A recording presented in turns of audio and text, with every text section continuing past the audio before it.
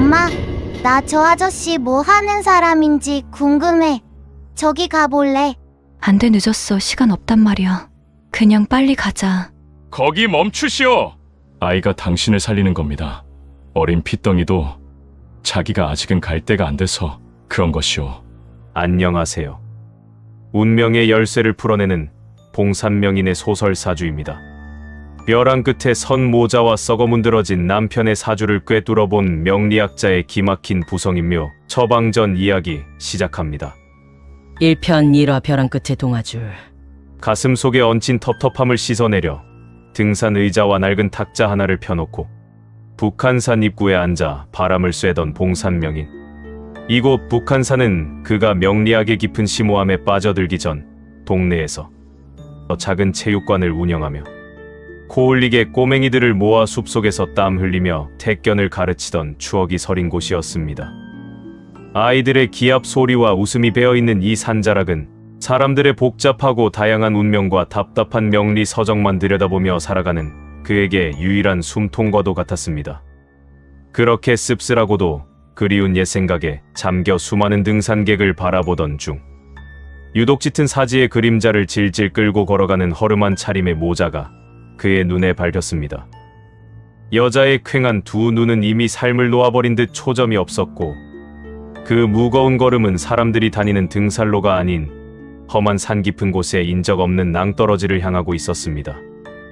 엄마의 손에 이끌려 억지로 산을 오르던 6살. 지훈이 문득 탁자를 펴고 앉아있는 봉산을 발견하고는 고집을 부리며 걸음을 멈췄습니다. 엄마, 나 저 아저씨 뭐 하는 사람인지 궁금해. 저기 가볼래. 안 돼, 늦었어. 시간 없단 말이야. 그냥 빨리 가자. 싫어. 산에 가기 싫어. 저기 탁자 아저씨한테 갈 거야. 제발 말 좀 들어. 엄마 지금 너무 힘들어. 우리 그냥 같이 편해지자. 응? 초조한 여자는 다급하고 신경질적으로 아이의 손을 거칠게 잡아 끌었습니다. 하지만 평소엔 그토록 순하던 아이가 오늘따라 기이할 정도로 고집을 부리며 길바닥에 주저앉았습니다. 아이는 미친 듯이 발버둥을 치며 악을 쓰고 울기 시작했습니다. 빚에 찌들어 벼랑 끝을 향하려던 어미의 서늘한 속내를 이 어린 핏덩이가 본능적으로 알아채고 살기 위해 몸부림을 치는 듯했습니다. 사주를 보던 사람들 등 뒤로 두 모자의 실랑이를 유심히 지켜보던 봉사는 탁자를 쾅 치며 벼락같이 일갈했습니다. 거기 멈추시오. 아이가 당신을 살리는 거야. 무슨 상관이세요? 신경 끄고 갈 길 가시라고요. 어린 핏덩이도 자기가 아직은 갈 때가 안 돼서 저리 발악을 하는 것이오. 가려면 혼자 가야지. 애는 왜 데려가오? 애가 저렇게 발버둥 치는 데는 다 이유가 있는 법이오. 엄마가 되었으면 아이를 지켜줘야지. 북한산 깊은 낭떠러지로 향하던 여자의 걸음이 그 호통 한 번에 돌부리에 걸린 듯 멈춰섰습니다. 누구에게도 말하지 않았던 깊은 산 속에서 아이와 함께 모든 것을 끝내려 했던 지독한 속내를 완벽하게 들켜버린 순간이었습니다. 잔혹한 운명에 짓눌려 쩍쩍 갈라졌던 여자의 속에서 마침내 짐승 같은 흐느낌이 터져 나왔습니다. 주저앉아 오열하는 여자에게 봉사는 조용히 다가가 아이를 안아들고는 주머니에서 사탕 하나를 꺼내 작은 손에 쥐어주었습니다. 이리 와 앉으시오. 사주나 한번 봅시다. 도대체 무슨 복잡한 사연을 타고났기에 험한 마음을 먹었는지 이유는 알고 가야 할 것 아니오. 사주요? 제 팔자가 파탄난 건 안 봐도 압니다. 더 이상 버틸 힘도 살아갈 이유도 없습니다. 아이는 살려두고 당신 혼자 짊어지든가. 그럴 용기도 없으면서 무슨 생떼요. 도대체 무슨 험한 꼴을 겪었기에 아이를 끌고 낭떠러지로 가려 했는지 생년월일시나 대보시오. 여자는 터져나오는 울음을 간신히 삼키며 탁자 앞에 주저앉아 고통스러웠던 자신의 인생을 쏟아내기 시작했습니다. 제 남편은 중소기업 대표라고 저를 속였습니다. 번듯하고 다정한 사람인 줄 알았어요. 거짓말에 속아 넘어간 것도 당신 팔자지. 그래서 막상 살아보니 껍데기뿐이던가요? 껍데기뿐이면 차라리 낫게요. 불법 경마장에, 도박장에, PC방을 전전하다가 빚만 산더미처럼 쌓았습니다. 매일 밤낮으로 빚쟁이들이 찾아와 문을 두드리고 결국 경찰에 적발돼서 패가 망신했습니다. 찌찌. 남편 보기 지지리도 없군. 그래. 지금 그 남편이란 작자는 어디서 무얼 하고 있소? 몹쓸 지병까지 얻어서 방구석에 누워 있습니다. 그런데도 정신을 못 차리고 제 배에 아파 낳은 이 불쌍한 아이를 당장 보육원에 보내라고 매일같이 소리를 칩니다. 밥 먹이기 아깝다면서요. 빚쟁이들은 문을 부수고 들어오고 남편이란 작자는 술에 취해 행패를 부리고 도저히 살 수가 없어서 서연은 눈물 범벅이 된 얼굴로 지훈을 끌어안았습니다.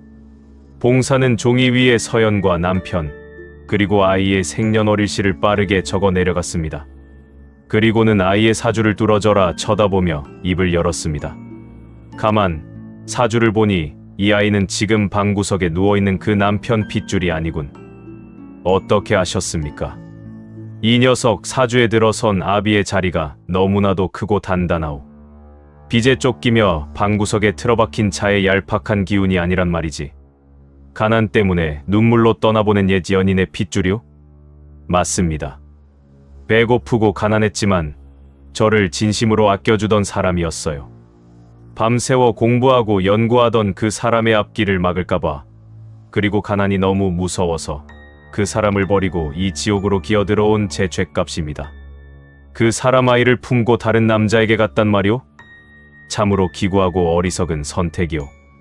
죽을 죄를 지었습니다. 다 제 욕심이었어요. 그래서 이 지옥을 견디다 못해 이 아이만이라도 고통 없는 곳으로 데려가려던 참이었습니다. 서연의 사주팔자를 묵묵히 들여다보던 봉산의 붓끝이 어느 한 글자 앞에서 딱 멈춰섰습니다. 그는 탁자를 툭툭 치며 건조한 목소리로 말했습니다. 기구한 팔자입니다. 허나 당신이 단단히 착각하고 있는 게 하나 있소. 무슨 말씀이신지. 당신 남편이라는 그 사기꾼 작자, 사주에 부성인묘가 꼈소. 남편을 뜻하는 별이 무덤으로 들어간다는 뜻이지. 무덤이라니요. 그 사람의 명줄도 올해를 넘기지 못하고 끊어질 팔자란 말이오. 가을 바람이 불기 전에 피를 토하고 관짝에 들어갈 운명이란 뜻이오. 올해를 넘기지 못한다고요? 보육원, 같이 죽어. 헛소리 집어치우시오. 산에서 떨어질 용기가 있다면 당장 산을 내려가서 당신 남편 이름으로 사망보험이나 하나 더 넣어두시오. 사망보험이요. 제가 어떻게 그런 짓을. 그렇소. 인생은 동화가 아니라 잔혹한 현실이오. 남편이 세상을 떠나고 나면 당장 이 아이 입에 풀칠은 하고 살아야 할 것 아니오.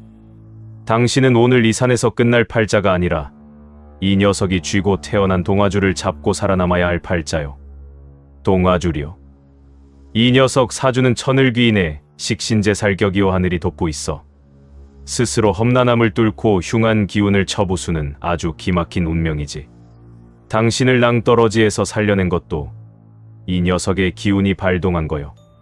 명심하시오.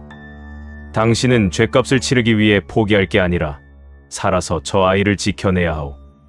오늘 당장 내려가서 보험을 들고 남편이 떠날 때까지 두 눈 부릅뜨고 버티시오. 따뜻한 위로 대신 날아든 봉산의 매서운 호통. 그러나 그 지독하게 현실적인 처방전은 벼랑 끝에 서 있던 서연의 텅 빈 눈빛에 아주 서늘하고도 지독한 생존의 도끼를 불어넣기 시작했습니다. 그녀는 아이의 손을 꽉 쥐고 천천히 자리에서 일어나 낭떠러지가 아닌 산 아래를 향해 무거운 발걸음을 돌렸습니다. 과연 집으로 돌아간 서연은 지옥 같은 남편을 마주하고 어떤 선택을 하게 될까요? 남편이 남긴 거액의 보험금과 함께 빈소에 들이닥칠 시댁 식구들과 도박장 조폭들의 아귀다툼이 다음 화에서 이어집니다. 기묘한 사주 팔자의 세계가 얽힌 다음 이야기가 궁금하시다면 지금 바로 구독과 좋아요를 눌러주시고 따뜻한 응원의 댓글도 잊지 마시길 바랍니다. 감사합니다. 1편 2화 부성인묘, 지옥문과 사망보험. 내 아들 목숨값이니 당연히 우리가 가져야지. 어디서 근본도 없는 게 감히 수억 원대 보험금을 꿀꺽 삼키려 들어. 당장 도장 내놔. 기묘하고도 서늘한 운명의 장난을 풀어내는 봉산명인입니다. 벼랑 끝에서 살아 돌아온 맹수 같은 어미와 거액의 사망보험금을 둘러싸고 빈소에 들이닥친 짐승들의 끔찍한 아귀다툼 이야기. 1편 이화 부성인묘. 지옥문과 사망보험 시작합니다. 북한산에서 내려온 서연의 눈빛은 이전과는 완전히 달라져 있었습니다. 낭떠러지를 향하던 퀭하고 나약했던 여자는 온데간데 없고 오직 아이를 살리겠다는 지독한 생존의 도끼만이 번뜩이고 있었습니다. 지옥 같은 집문을 열고 들어가자마자 술에 찌든 남편 철민이 깨진 소주병을 집어 던지며 악을 썼습니다. 이 미친 여편네가 하루 종일 어딜 쏘다니다. 기어들어와 당장 그 새끼 보육원에 안 갖다 버려? 내 집에서 밥벌레 같은 놈 당장 치우라고 했지. 예전 같았으면 벌벌 떨며 눈물부터 쏟았을 서연이었습니다. 아이를 끌어안고 제발 한 번만 용서해달라고, 내가 굶을 테니 아이 밥은 먹이게 해달라고 애원했을 것입니다. 하지만 봉산명인의 서늘한 호통을 듣고 온 그녀의 귀에는 저 폭언이 그저 곧 무덤으로 들어갈 자의 부질없는 발악으로만 들렸습니다. 서연은 사주를 보고 나서 이미 미래를 한번 다녀온 느낌에 인생이 정말 바뀐다는 자신감을 얻었습니다. 서연은 깨진 유리 조각을 밟고 서서 아주 차갑고 건조한 목소리로 대꾸했습니다. 그래, 마음껏 떠들어. 어차피 당신 명줄도 올해가 끝이니까. 뭐, 이 미친 여편네가 돌았나? 지금 뭐라고 주둥이를 놀렸어? 남편한테 명줄이 어쩌고 저째. 죽고 싶어 환장했어. 아무것도 아니야. 밥 차려줄 테니까 술이나 더 마셔. 빚쟁이들 오기 전에 실컷 마셔두라고. 서연은 무표정한 얼굴로 깨진 병을 치웠습니다. 속으로는 남편의 등 뒤로 짙게 깔린 사지의 그림자를 똑똑히 보며 그날 밤 몰래 남편의 이름으로 남은 돈을 박박 긁어 모아 사망보험을 하나 더 가입했습니다. 봉산의 말대로 인생은 동화가 아니라 잔혹한 현실이었고 살아남기 위해서는 썩어가는 시체 위에서라도 동화줄을 엮어야 했습니다. 내가 살인하는 것도 아니고 자기 팔자 자기가 갉아먹고 죽는 거라면 그 죽음의 값이라도 받아내야 내 아이를 살릴 수 있다는 지독한 각성이 그녀를 지배했습니다. 그리고 몇 달 뒤 서늘한 가을바람이 불기 시작하던 어느 날 밤이었습니다. 방구석에서 기침을 해대던 철민이 갑자기 목을 부여잡고 바닥을 뒹굴기 시작했습니다. 커허, 컥, 살려줘. 피가 안 멈춰. 서연아, 119. 좀 불러줘. 검붉은 피를 한 움큼씩 토해내는 철민의 얼굴은 이미 사람의 것이 아니었습니다. 도박과 술로 망가진 간경화가 한계에 달해 식도, 정맥이 터져버린 것입니다. 구급차 안에서 철민은 피 묻은 손으로 서연의 옷자락을 붙잡고 발버둥을 쳤지만 서연은 그저 차갑게 식어가는 남편의 눈동자를 내려다볼 뿐이었습니다. 여보, 제발 나 좀 살려줘. 나 죽기 싫어.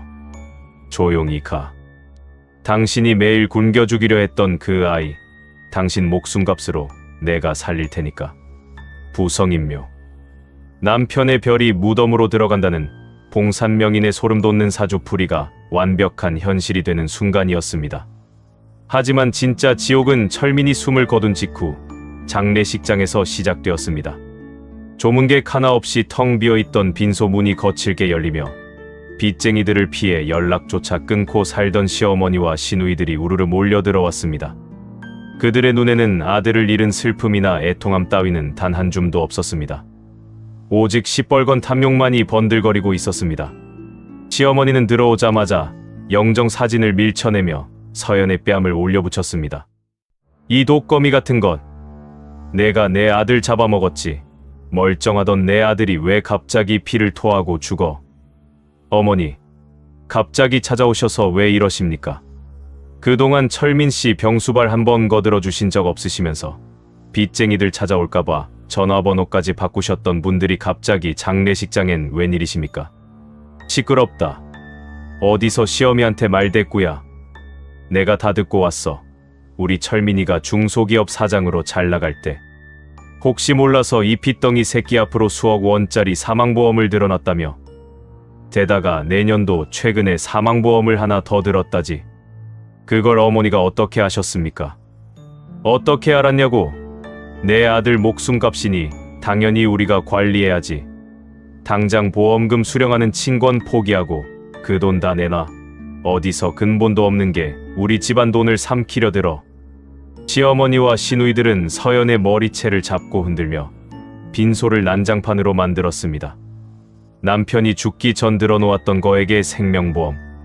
그 수익자가 아들 지훈으로 되어 있다는 사실을 귀신같이 냄새 맡고 달려든 것입니다. 이거 놓으세요. 이 돈은 지훈이 겁니다. 우리가 빚쟁이들한테 시달릴 때 10원 한 장 안 보태주시더니 이제 와서 무슨 억지입니까? 철민 씨 빚이 얼만 줄이나 아시고 이러시는 겁니까? 웃기는 소리 하지 마. 이 어린 새끼가 돈이 왜 필요해? 어차피 내 아들 핏줄도 아닌 거 내가 모를 줄 알아.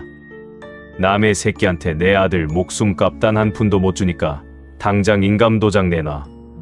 그때였습니다. 장례식장 입구 쪽에서 험악한 인상의 사내들이 구둣발로 화환을 걷어차며 들어왔습니다. 검은 정장에 문신을 한 사내들이 빈소를 빙 둘러싸자 기고만장하던 시댁 식구들의 얼굴이 하얗게 질렸습니다. 아이고, 우리 철민 형님 가시는 길에 참으로 보기 좋은 가족 애구만. 아주 피부치들끼리 돈 냄새 맡고 정이 넘쳐 흘러. 당신들 누구요? 여긴 어떻게 알고 온 거야? 어떻게 알긴. 철민 형님이 우리 도박장에 쑤셔 박은 빚이 얼만데. 지옥 끝까지라도 쫓아가서 받아내야지. 아주머니가 마누라요? 남편이 세상을 떴으면 마누라가 빚을 갚아야지. 무슨 소리예요? 그 인간 빚을 왜 우리가 갚아요? 상속 포기할 거니까 우리한테 따지지 마세요. 법이 그래요. 아줌마. 상속받으면 빚도 같이 넘어가는 거. 방금 문 밖에서 들어보니 우리 꼬맹이 앞으로 빵빵한 사망보험금 떨어졌다며? 그 돈이면 원금의 이자까지 넉넉하게 치르겠네. 깔끔하게 빚잔치하고 끝냅시다. 서연은 본능적으로 지훈을 등 뒤로 꽉 끌어안았습니다.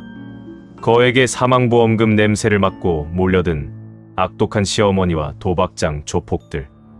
남편의 관 뚜껑이 닫히자마자 생지옥의 문이 활짝 열린 것입니다. 양쪽에서 서연을 압박하며 보험금을 내놓으라는 악의 다툼이 벌어졌습니다. 당신들, 그 돈은 절대 못 줘요. 내 아이 살릴 유일한 동아줄입니다. 차라리 날 죽이고 가세요. 아줌마, 돈 지키려다 진짜 목숨 내놓는 수가 있어. 순순히 도장 찍어. 애 앞에서 험한 꼴 보이기 싫으면. 조폭 대장이 흉흉한 기세로 서연의 멱살을 잡으려 손을 뻗는 그때였습니다. 엄마 뒤에 숨어 벌벌 떨고 있던 6살 지훈이 갑자기 사내를 향해 걸어 나오더니 서늘한 눈빛을 번뜩이며 또박또박 입을 열었습니다. 우리 엄마 괴롭히지 마. 너네 다 죽어. 뭐, 이 조그만 핏덩이 녀석이 겁도 없이 미쳤나? 쥐방울만한 게 어디서 눈을 보라려. 사내가 헛웃음을 치며 지훈을 향해 위협적으로 손을 치켜드는 순간이었습니다. 천장에 매달려 있던 육중한 샹들리에 조명이 엄청난 굉음을 내며 사내의 발밑으로 아슬아슬하게 박살나며 떨어졌습니다. 으아. 날카로운 유리 파편이 사방으로 튀며 조폭들이 비명을 지르고 뒤로 나자빠졌습니다. 시어머니와 시누이들도 혼비백산하여 바닥에 엎드렸습니다. 장례식장은 순식간에 암흑과 먼지 구덩이로 변했습니다. 그 아수라장 속에서 오직 지훈만이 다친 곳 하나 없이 고요하게 서 있었습니다. 천을귀인의 식신제살격. 스스로 험난함을 뚫고 흉한 기운을 쳐부수는 아이의 무서운 기운이 돈에 미친 짐승들을 향해 서서히 이빨을 드러내기 시작한 것입니다. 과연 서연과 지훈은 피냄새를 맡고 몰려든 짐승들 사이에서 무사히 황금 동아줄을 쥐고 살아남을 수 있을까요? 그리고 이 악의 다툼의 한복판을 완전히 박살내러 올 거대한 진짜 핏줄, 친부 강 회장의 압도적인 등장은 어떻게 펼쳐질지 다음 화에서 이어집니다. 기묘한 사주팔자의 세계가 얽힌 다음 이야기가 궁금하시다면 지금 바로 구독과 좋아요를 눌러주시고 따뜻한 응원의 댓글도 잊지 마시길 바랍니다. 감사합니다. 1편 3화 진짜 핏줄 거대한 사주가 움직이다. 내 핏줄 몸에 손가락 하나라도 되는 놈은 오늘 이 빈소에서 자기 제사상을 받게 될 것이다. 기묘하고도 서늘한 운명의 장난을 풀어내는 봉산명인입니다. 샹들리에가 박살난 아수라장의 장례식장에 마침내 모습을 드러낸 거대한 진짜 핏줄 강회장의 압도적인 등장과 돈에 미친 짐승들을 단숨에 쓸어버리러 온 열혈 제자의 통쾌한 사이다 이야기. 1편 3화 진짜 핏줄 거대한 사주가 움직이다 시작합니다. 육중한 샹들리에가 고막을 찢는 굉음을 내며 떨어져 내린 장례식장 빈소는 그야말로 뽀얀 먼지와 매캐한 피비린내가 뒤엉킨 생지옥의 아수라장이었습니다. 사방으로 튀어오른 날카로운 유리 파편들은 빈소를 둘러싸고 있던 조폭들의 얼굴과 몸을 무자비하게 찢어놓았고, 바닥에 납작 엎드려 돼지처럼 비명을 지르던 시어머니와 시누이들은 사시나무 떨든 몸을 웅크린 채 숨조차 제대로 쉬지 못하고 있었습니다. 하지만 그 끔찍한 파괴의 흔적 한가운데서 믿을 수 없는 광경이 펼쳐지고 있었습니다. 그토록 거대한 샹들리에가 산산조각이 났음에도 불구하고 정작 그 밑에 서 있던 6살 지훈의 몸에는 단 하나의 상처도, 유리 파편 한 조각도 튀지 않았던 것입니다. 아이는 그저 맑고 서늘한 눈동자로 바닥에 나뒹구는 짐승들을 고요하게 내려다보고 있을 뿐이었습니다. 천을귀인의 식신제살격, 스스로 험난함을 뚫고 흉한 기운을 쳐부수며 하늘의 귀인이 내려와 위기에서 목숨을 구한다는 아이의 거대한 사주가 본능적으로 뿜어낸 기이하고도 무서운 기운이었습니다. 하지만 돈에 눈이 멀어버린 짐승들의 끔찍한 탐욕은 그 압도적인 기이함 앞에서도 쉽게 사그라지지 않았습니다. 머리 위로 쏟아진 먼지와 유리 파편을 거칠게 털어내며 비틀비틀 일어난 조폭 대장이 이마에서 흘러내리는 피를 핥으며 흉흉한 눈빛으로 주변을 두리번거렸습니다. 이내 그는 근처에 떨어져 있던 끝이 날카롭게 찢어진 쇠 파이프를 집어들었습니다. 아씨, 재수없게 조명이 떨어지고 지랄이야. 야, 이 독사 같은 아줌마야. 내년이 무슨 요사스러운 수작을 부린 건진 몰라도 오늘 그 사망보험금 서류에 도장 안 찍으면 이 꼬맹이 새끼 절대 무사하지 못할 줄 알아. 빚을 졌으면 목숨을 내놓든 돈을 내놓든 둘 중 하나는 해야 할 거 아니야. 서연은 본능적으로 지훈을 제등 뒤로 숨기며 바닥에 떨어져 있던 뾰족한 유리 조각을 집어 자신의 목덜미에 바짝 갖다 댔습니다. 이미 벼랑 끝에서 죽음의 문턱까지 다녀온 어미의 눈빛에는 그 어떤 공포도 남아있지 않았습니다. 오직 제 새끼를 지키겠다는 짐승 같은 도끼만이 형형하게 타오르고 있었습니다. 오지마. 내 아이한테 손가락 하나라도 대면 내가 널 이 자리에서 씹어 먹어버릴 거야. 한 발짝만 더 다가오면 이 유리 조각으로 내 목을 찔러버리겠어. 내가 여기서 죽어버리면 너희는 그 보험금 단 한 푼도 구경 못하고 경찰에 쫓기는 신세가 될 거다. 죽여. 내년이 죽어. 아주 눈깔이 뒤집히더니 뵈는 게 없나 보네. 내가 돼지면 친권은 저기 바닥에 기어다니는 시어미한테 가겠지. 저 늙은이는 돈만 주면 손주 새끼 팔아넘길 위인이니. 차라리 내가 돼지는 게 우리한텐 더 계산이 빠르겠어. 좋아. 그럼 이 쥐방울만 한 놈부터 어떻게 박살이 나는지 내 두 눈으로 똑똑히 지켜봐라. 이리 와. 이 새끼야.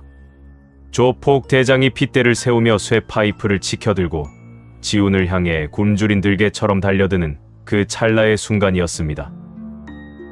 쾅! 굳게 닫혀있던 빈소의 양쪽 거대한 철문이 마치 거대한 폭탄이 터지듯 무시무시한 파열음을 내며 바닥으로 나동그라졌습니다.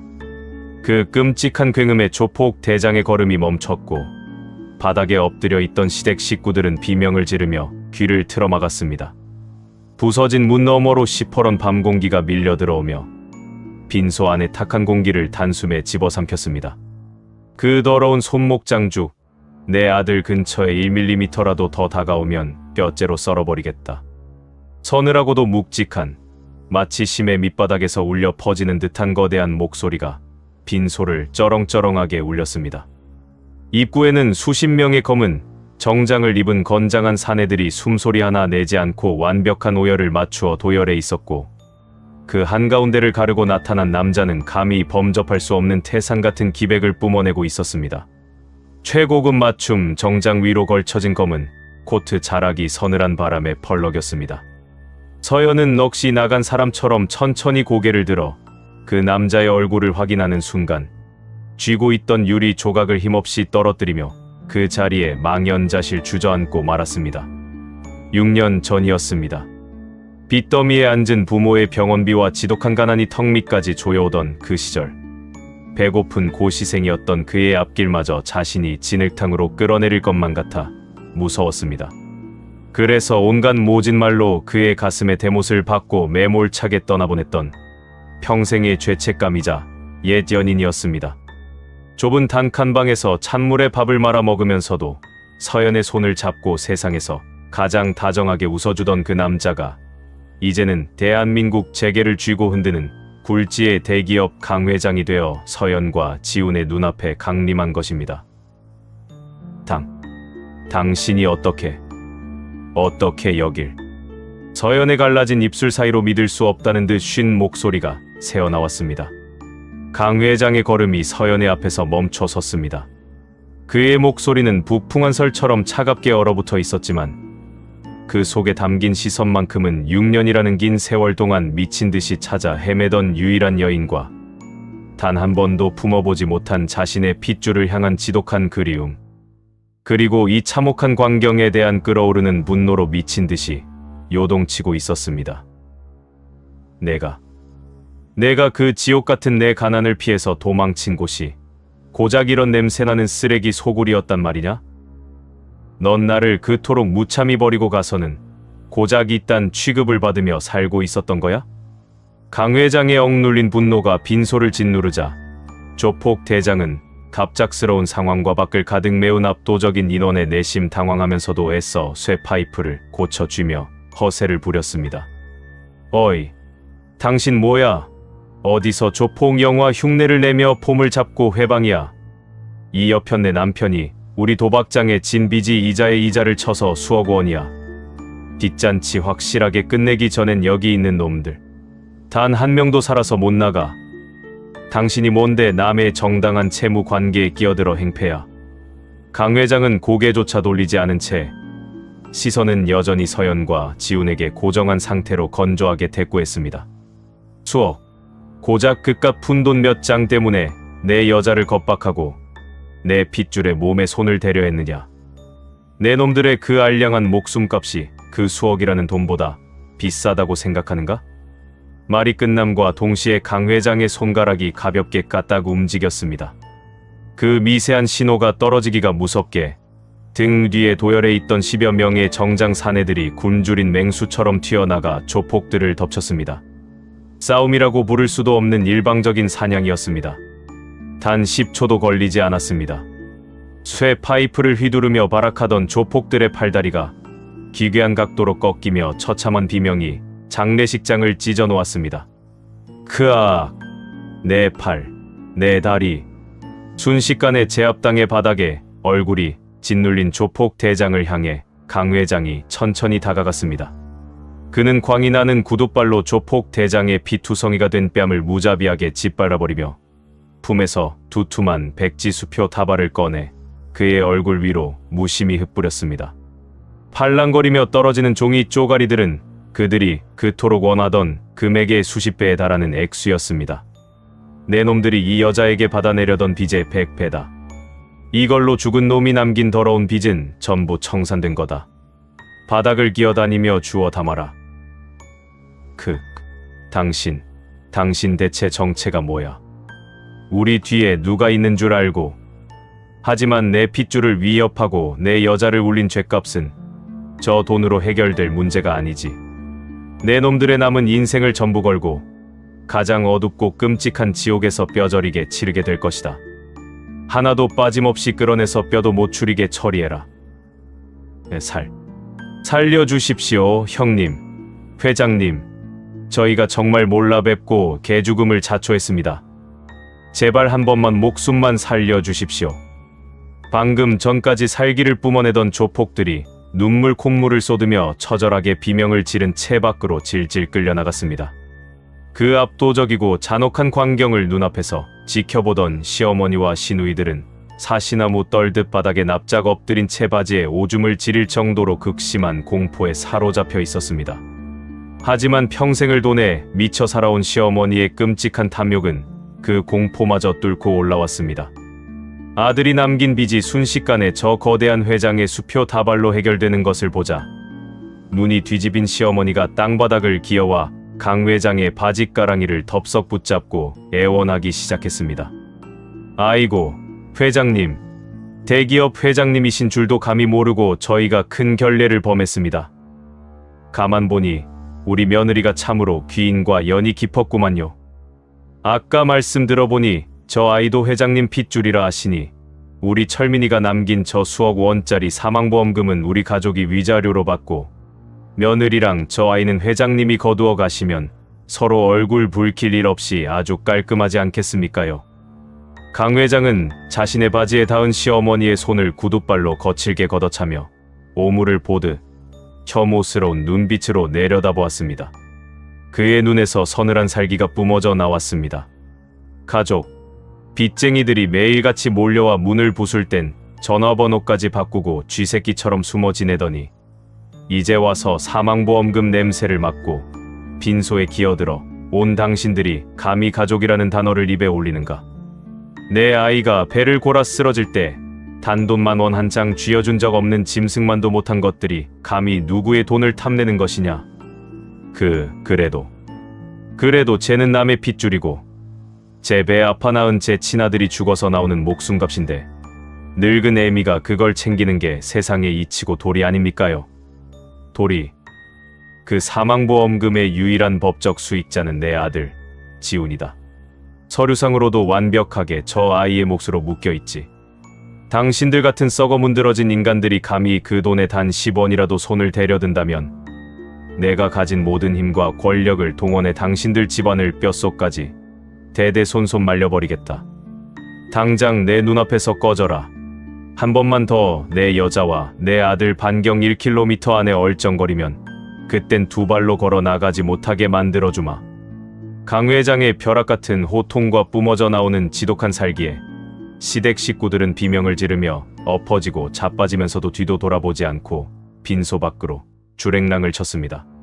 장례식장에 꼬여 파리를 날리던 더러운 짐승들이 모두 떨어져 나가고 마침내 묘한 고요가 찾아오자 강 회장은 굳어있던 무서운 표정을 풀고 천천히 지훈에게 다가갔습니다. 자신을 쏙 빼닮은 단단한 턱선과 맑고 깊은 눈동자. 강 회장은 무릎을 꿇고 지훈의 작은 어깨를 감싸 안았습니다. 마치 부서질 것 같은 귀한 보물을 다루듯 조심스럽고 떨리는 손길이었습니다. 지훈 역시 눈앞에 낯선 남자가 뿜어내는 거대한 기운 속에서 기이할 정도로 따뜻한 평온함을 느끼며 작은 두 팔을 뻗어 그의 넓은 목을 와락 끌어안았습니다.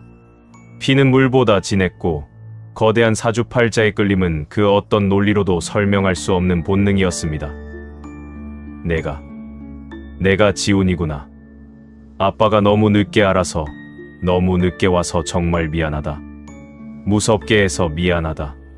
천하를 호령하는 대기업 회장의 두 눈에서 뜨거운 눈물이 뚝뚝 떨어져 아이의 어깨를 적셨습니다.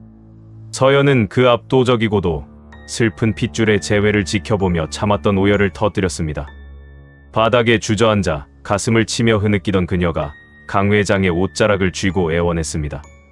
미안해. 내가 다 미안해. 내가 당신을 버리고 와서 천벌을 받았나봐. 우리 지훈이 굶겨 죽이지 않으려고 나 진짜 짐승처럼 매일매일 피눈물 흘리면서 지옥에서 버텼어. 나 같은 나쁜 년은 평생 저주하고 욕해. 하지만 이 아이만은, 지훈이만은 당신이 데려가서 훌륭하게 키워줘. 강 회장은 서연을 일으켜 세워 자신의 넓은 품에 으스러지도록 꽉 끌어안았습니다. 바보 같은 소리 하지 마라. 널 원망하며 이를 갈았던 세월보다 널 찾지 못해 미칠 것 같았던 세월이 수천 배는 더 길었어. 내가 6년 전 어떤 어리석은 선택을 했든 넌 이 험한 지옥 속에서 내 아이를 목숨 바쳐 지켜낸 가장 훌륭한 어미다. 이제 두 번 다시 널 놓치지 않는다. 내 핏줄과 내 여자는 이제 내가 내 목숨을 걸고 내 세상에서 지킨다. 그렇게 6년의 잔혹했던 세월을 씻어내는 세 사람의 눈물겨운 재회가 이루어지고 있던 그때 빈소 입구 쪽에서 요란한 경찰 사이렌 소리와 함께 누군가의 호탕하고 경쾌한 목소리가 빈소의 정막을 깼습니다. 명인님, 아니, 관장님, 관장님 말씀대로 이 근방 도박장 쓰레기들 동선 싹 다 추적해서 여기까지 단숨에 날아왔습니다. 강 회장의 경호원들 사이를 비집고 씩씩하게 걸어 들어오는 사내. 그는 바로 봉산명인이 산속체육관에서 태권을 가르치던 시절 가장 정의감 넘치고 운동에 열정을 쏟았던 코올릭의 제자 동식이었습니다. 지금은 어엿한 강력계 열혈 형사가 되어 나타난 그는 한 발 뒤에서 뒷짐을 지고 여유롭게 걸어 들어오는 봉산명인을 향해 허리를 90도로 굽히며 우렁차게 인사했습니다. 오랜만이구나. 내 녀석이 형사가 되었다더니 아주 제대로 밥값은 하고 사는 모양이다. 제 시간에 늦지 않게 딱 맞춰 왔어. 관장님, 아니, 명인님 지시 아닙니까? 명인님께서 며칠 전 북한산에서 저 꼬맹이 사주 보시고는 저쪽 남편이 죽자마자 조폭들이 보험금 냄새를 맡고 장례식장으로 들이닥칠 거라고 정확하게 날짜와 시간까지 미리 짚어주신 덕분에 저희 관할 도박장 조직들 일망타진할 완벽한 명분이 생겼습니다. 저 쓰레기들 제가 아주 싹 다 분리수거해서 형무소 독방에 예쁘게 꽂아 넣겠습니다.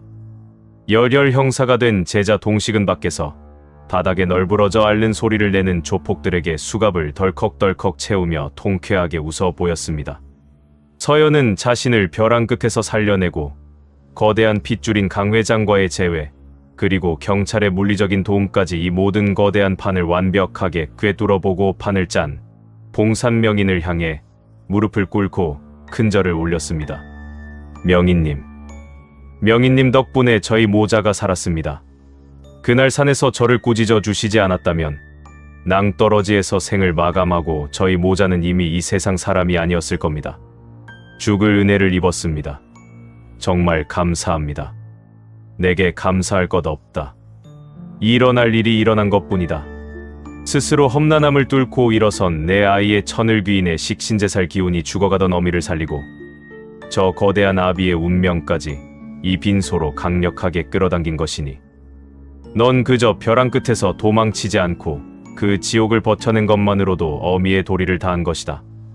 이제 기구했던 내 팔자에 황금 동아줄이 단단히 엮였으니 뒤돌아보지 말고 당당하게 살아가거라.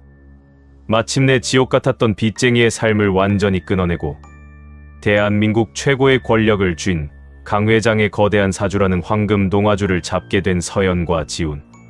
그러나 핏줄을 되찾은 기쁨도 잠시, 돈과 권력의 정점에 선 강 회장의 화려한 대저택에는 도박자, 조폭들 따위와는 비교도 할 수 없을 만큼 잔혹하고 교활한 본처와 탐욕스러운 이복 형제들이 시퍼런 칼날을 갈고 그들을 기다리고 있었습니다. 재벌가의 안방을 차지하기 위한 진짜 피 튀기는 사주 명리학의 전쟁은 이제부터가 진짜 시작이었습니다. 과연 강 회장의 굳건한 손을 잡고 호랑이굴 같은 대저택으로 입성하게 된 서연 모자에게는 또 어떤 피바람 부는 소름 돋는 사주의 전쟁이 기다리고 있을까요? 다음 화에서 이어집니다. 기묘한 사주 팔자의 세계가 얽힌 다음 이야기가 궁금하시다면 지금 바로 구독과 좋아요를 눌러주시고 따뜻한 응원의 댓글도 잊지 마시길 바랍니다. 감사합니다. 1편 사화호랑이 굴의 독거미 관사론잡의 저주. 감히 근본도 없는 천박한 피를 이 거룩한 저택에 들여 저 핏덩이가 내 아들의 자리를 빼앗고 살아서 이 집 문턱을 넘을 일은 결코 없을 것이다. 기묘하고도 서늘한 운명의 장난을 풀어내는 봉산명인입니다. 피비린내 나는 장례식장의 아수라장을 뒤로하고 마침내 대한민국 최고 권력의 정점인 강 회장의 거대한 대저택으로 입성하게 된 서연모자. 그러나 그 화려하고 거대한 호랑이굴에서 그들을 기다리고 있던 것은 골목길의 조폭들 따위와는 비교조차 할 수 없는 교활하고도 잔혹한 본처의 시퍼런 동리였습니다. 피 튀기는 사주 명리학의 진짜 전쟁, 1편 사화 호랑이 굴의 독거미, 관사론잡의 저주 시작합니다. 칠흑 같은 어둠을 뚫고 미끄러지듯 나아가는 최고급 검은색 마이바흐 뒷좌석. 외부의 소음이 완벽하게 차단된 고요한 차 안에서 서연은 여전히 현실감이 느껴지지 않는 듯 창밖으로 빠르게 스쳐 지나가는 화려한 서울의 야경을 멍하니 바라보고 있었습니다. 불과 몇 시간 전만 해도 빚쟁이 조폭들의 쇠 파이프 앞에서 자신의 목에 날카로운 유리 조각을 겨누고 짐승처럼 피를 토하며 죽음을 각오했던 그녀였습니다. 숨을 쉴 때마다 가난의 냄새가 진동하던 단칸방에서 쓰레기처럼 버려질 뻔했던 인생. 그러나 지금 그녀의 곁에는 6년 전 자신이 지독한 가난에 쫓겨 모질게 버렸던 옛 연인이 앉아 있었습니다. 배고픈 고시생이었던 그는 이제 대한민국 재계를 쥐고 흔드는 거대한 태산이 되어 그녀의 파르르 떨리는 거친 손을 자신의 크고 단단한 두 손으로 빈틈없이 쥐고 있었습니다. 긴장할 것 없다. 이제 너와 지훈이는 내 울타리 안에 있어. 내가 살아 숨쉬는 한 감히 그 누구도 그 어떤 권력도 너희를 함부로 대하지 못하게 할 것이다. 강 회장의 묵직하고도 따뜻한 목소리가 서연의 귓가를 울렸습니다. 그의 반대쪽 팔에는 지옥 같은 장례식장에서도 끝까지 기이할 정도로 평온함을 잃지 않았던 6살 지훈이 안겨 있었습니다. 아이는 처음 보는 친부의 넓은 어깨에 기대어 마치 평생을 안겨 지내온 것처럼 새근새근 맑은 숨소리를 내며 잠들어 있었습니다. 핏줄의 끌림이란, 거대한 사주의 인력이란 참으로 무서운 것이었습니다. 얼마 지나지 않아 굳게 닫혀있던 거대한 철제 대문이 육중한 기계음을 내며 열렸고 차는 마치 거대한 성체처럼 솟아있는 대저택의 앞마당으로 들어섰습니다. 수행원들이 도열의 문을 열자 차에서 내린 서연은 눈앞에 펼쳐진 압도적인 부와 권력의 상징물들을 보며 순간적으로 숨이 막히는 것을 느꼈습니다. 수백 평에 달하는 대리석으로 깔린 정원, 밤하늘을 찌르듯 웅장하게 솟아있는 저택의 위용은 오히려 장례식장의 핏빛 서늘함보다 더 기괴하고 숨막히는 압박감으로 그녀의 숨통을 조여왔습니다. 들어가자. 겁먹지 마.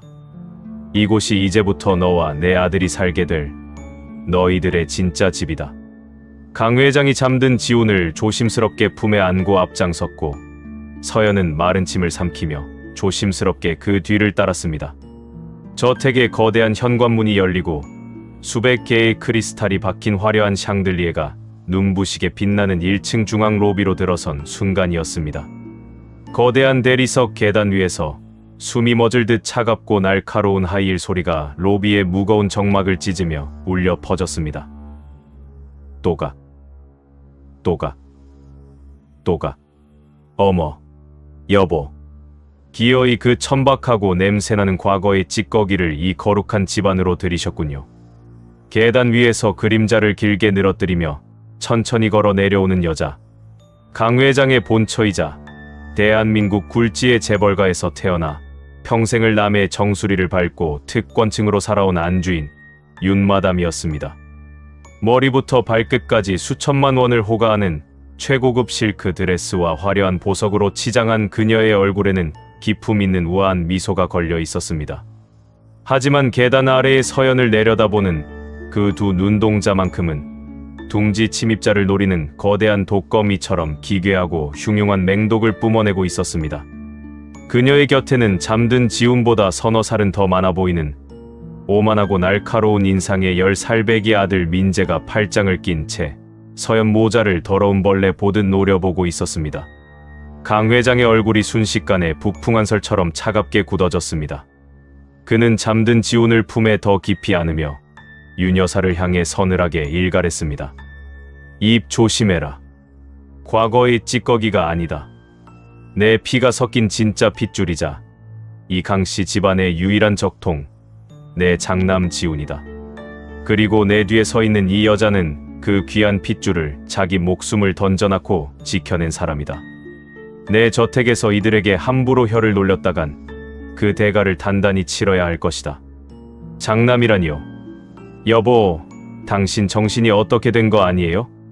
시퍼렇게 살아있는 당신 친아들 민재가 두 눈을 똑바로 뜨고 서 있는데 저기 어디 하수구에서 굴러먹다 온 근본도 없는 핏덩이를 장남이라고 부르시는 겁니까? 제정신이세요? 윤 여사의 우아했던 가면이 순식간에 일그러지며 뼛속 깊이 내재된 표독스러운 본성이 튀어나왔습니다. 씩씩거리는 아내의 발악 앞에서도 강 회장은 눈 하나 깜짝하지 않고 얼음장 같은 목소리로 맞받아쳤습니다. 민재가 내 핏줄이라는 걸 당신 스스로 일말의 부끄러움 없이 당당하게 말할 수 있단 말이냐? 당신 아버지인 선대 회장의 더러운 협박과 그놈의 정략 결혼이라는 목줄에 매여 내가 억지로 호적에 올리긴 했지만 내 몸에는 단 한 방울의 피도 섞이지 않은 남의 씨앗이라는 걸 내가 평생을 모른 척하며 덮어줄 줄 알았나. 순간 서연은 놀라 숨을 들이켰습니다.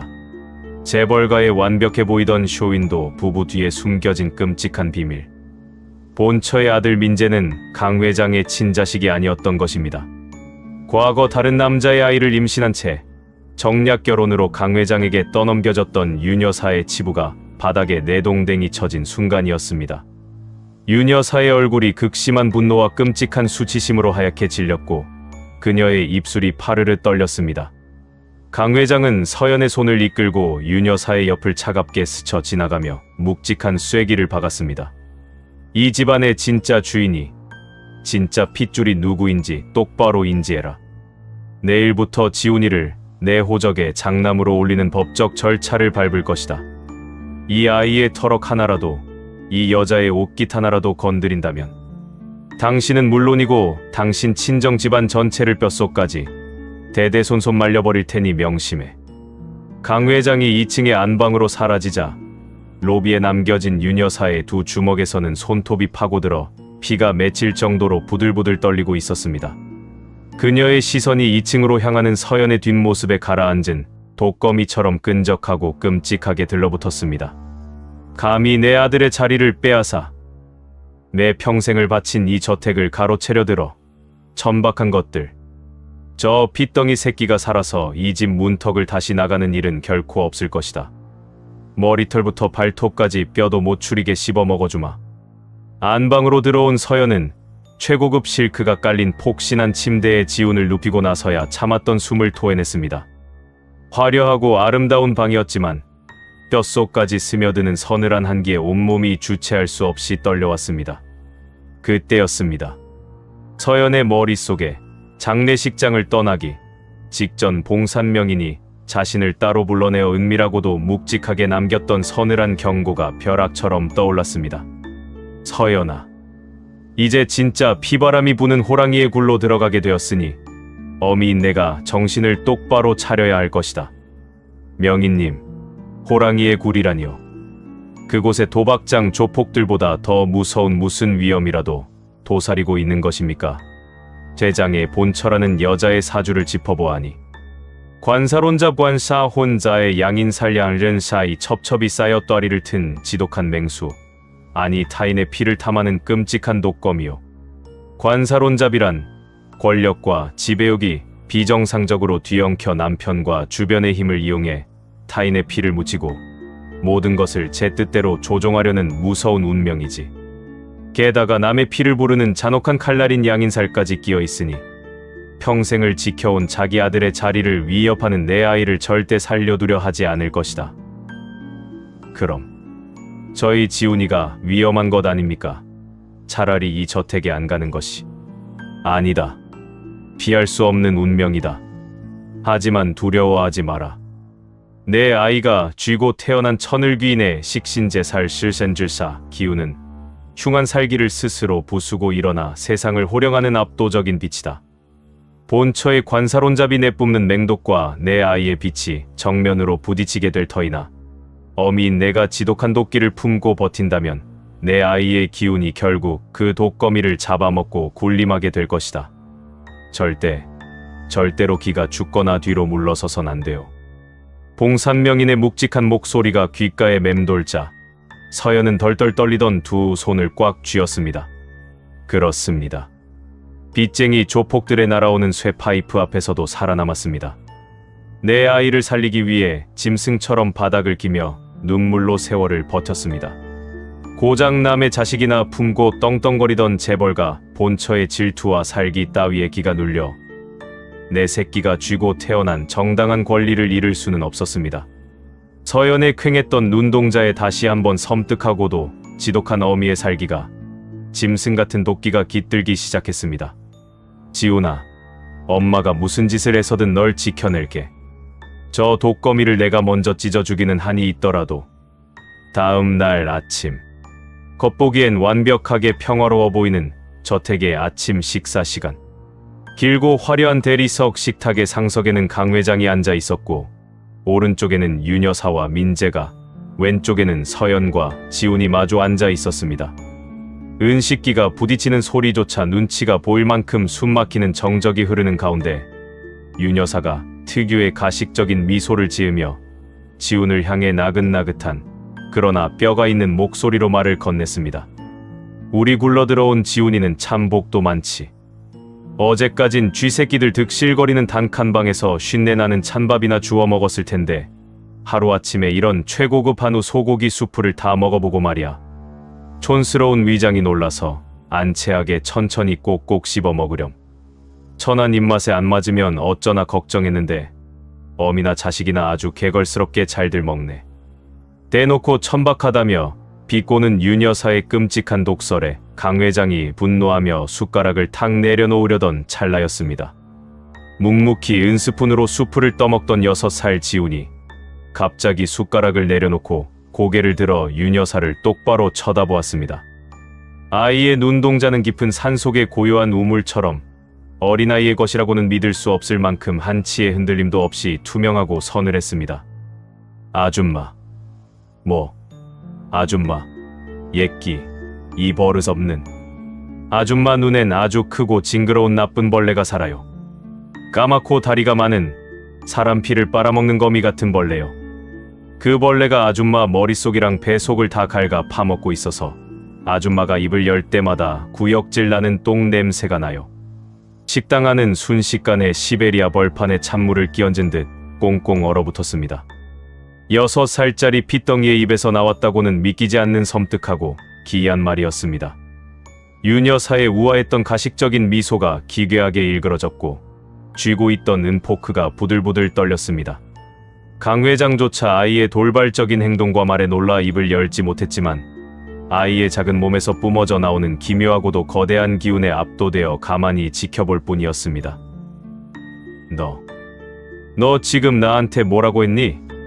이 버릇없고 근본 없는 새끼가 감히 겁도 없이 누구한테 주둥이를 놀려. 우리 엄마 괴롭히지 마세요. 우리 엄마를 한 번만 더 괴롭히면 아줌마 몸에 있는 그 나쁜 벌레가 아줌마 옆에 있는 저 뚱뚱한 형한테 옮겨가서 아주 크게 다치게 할 거예요. 조심하세요. 식신제살 실센질사의 기운. 본능적으로 자신을 향해 다가오는 흉한 살기를 꿰뚫어보고 그것을 억누르는 아이의 거대한 사주가 윤 여사의 관사론잡 기운을 향해 정면으로 첫 번째 치명적인 일격을 날린 것입니다. 윤 여사의 아들 민재가 화를 참지 못하고 얼굴이 시뻘개져 벌떡 일어났습니다. 야, 너 이 거지 같은 새끼가 우리 엄마한테 무슨 말버릇이야. 당장 그 입안 찢어. 확 죽여버릴까 보다. 그만해라. 식사 중에 다들 뭐하는 짓들이야. 당장 앉아.